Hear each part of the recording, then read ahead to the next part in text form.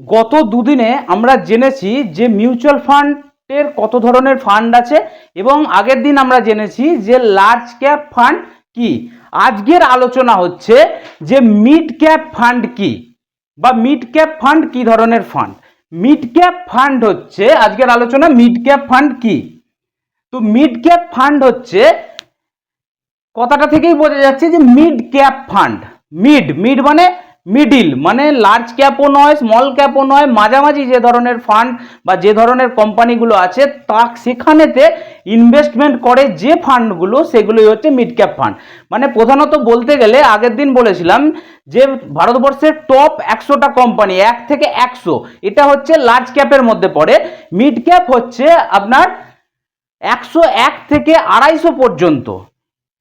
Categorise যে কোম্পানিগুলো আছে, সিরিয়াল ওয়াইজ যে কোম্পানিগুলো আছে, ক্যাপিটালাইজেশনের দিক থেকে যারা এই সেগমেন্টে এই ক্যাটাগরির মধ্যে পড়ে, সেই ধরনের কোম্পানিতে যারা বিনিয়োগ করে বা যে ফান্ডগুলো বিনিয়োগ করে সেইগুলো হচ্ছে মিড ক্যাপ ফান্ড। বোঝা গেল? তো মিড ক্যাপ ফান্ডে, এইবার মিড ক্যাপ ফান্ডে কারা ইনভেস্টমেন্ট করতে পারেন? মিড ক্যাপ ফান্ডে সকলেই ইনভেস্টমেন্ট করতে পারেন, কিন্তু যারা চাইছেন যে একটু শর্ট টার্মে আমরা একটু বেশি ক্যাপিটাল তৈরি করতে চাই বা একটু রিস্ক আমরা বেশি নিতে পারবো, সেক্ষেত্রে আপনারা মিড ক্যাপ ক্যাটাগরিতে আসতে পারেন। অর্থাৎ লার্জ ক্যাপের মধ্যে অতটা কম রিস্ক না হলেও একটুখানি বেশি রিস্ক নিয়ে একটু বেশি রিটার্ন জেনারেট করতে যারা চাইছেন তারা এই ধরনের ফান্ডে ইনভেস্টমেন্ট করতে পারেন, মিড ক্যাপ ক্যাটাগরির ফান্ডেতে ইনভেস্টমেন্ট করতে পারেন।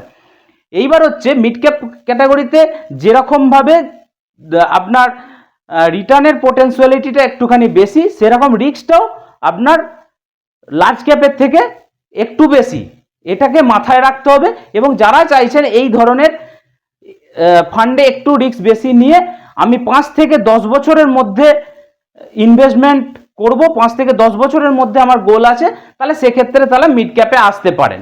ঠিক আছে? তো এটাই ছিল আজকের ক্লাস। তাহলে বোঝা গেল যে মিড ক্যাপ হচ্ছে 101 থেকে, মানে 101 নম্বর থেকে 250 নম্বর পর্যন্ত ভারতবর্ষের টপ যে কোম্পানিগুলো আছে সেই ক্যাটাগরিতে যারা ইনভেস্টমেন্ট করে সেটা হচ্ছে মিড ক্যাপ ক্যাটাগরি। তাহলে বোঝা যাচ্ছে যে এই মিড ক্যাপ ক্যাটাগরিতে কোন কোন কোম্পানি থাকতে পারে। ঠিক আছে? বা এর মধ্যে অনেক কোম্পানি আছে যারা স্মল ক্যাপ থেকে উঠছে, তারা গ্রো করতে চাইছে লার্জ ক্যাপে পৌঁছানোর জন্য, সেই জন্য এর পোটেনশিয়ালিটিটা মানে প্রফিট পোটেনশিয়ালিটিটা লার্জ ক্যাপের থেকে একটু বেশি। বোঝা গেল? তা আজকের আলোচনা এই পর্যন্তই। আপনারা দেখতে থাকুন নেক্সট ক্লাসটা এবং আমাদের পেজটাকে অবশ্যই আপনারা ফলো করুন, ইউটিউব চ্যানেলটাকে অবশ্যই সাবস্ক্রাইব করুন, তাহলে আমাদেরও এই ধরনের ভিডিও আনতে এবং সহজ বাংলা ভাষায় আপনাদেরকে মিউচুয়াল ফান্ড সম্পর্কে বোঝাতে আমাদেরও ভালো লাগবে। নমস্কার, ধন্যবাদ।